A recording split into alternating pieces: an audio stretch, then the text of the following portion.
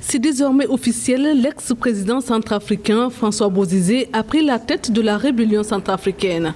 Il semble confirmer les soupçons qui pèsent sur lui depuis son retour d'exil, à savoir une ferme intention de revenir au pouvoir 8 ans après sa chute. Aujourd'hui, pour moi, ce n'est qu'une simple formalité et une mise à jour d'un mouvement rebelle qui n'était qu'en veille.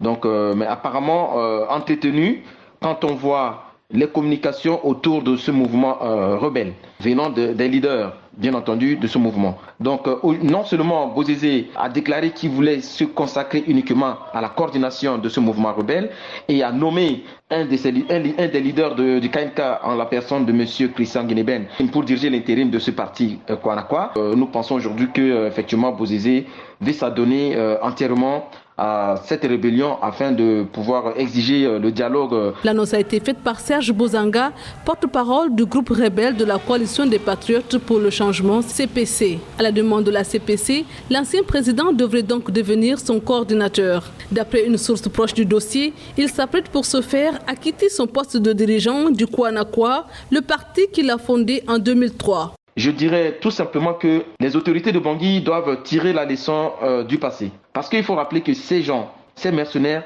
connaissent très bien la géographie de la République centrafricaine. Les chefs militaires dans certaines régions ont été ces mercenaires. Darassa était dans la Ouaka, vers Bambari, Sidiki qui était du côté du Grand Ouest de la République centrafricaine. L'administration de Touadéra 2 doit faire extrêmement attention pour pouvoir faire face peut-être à une quelconque menace qui peut venir d'un moment à l'autre.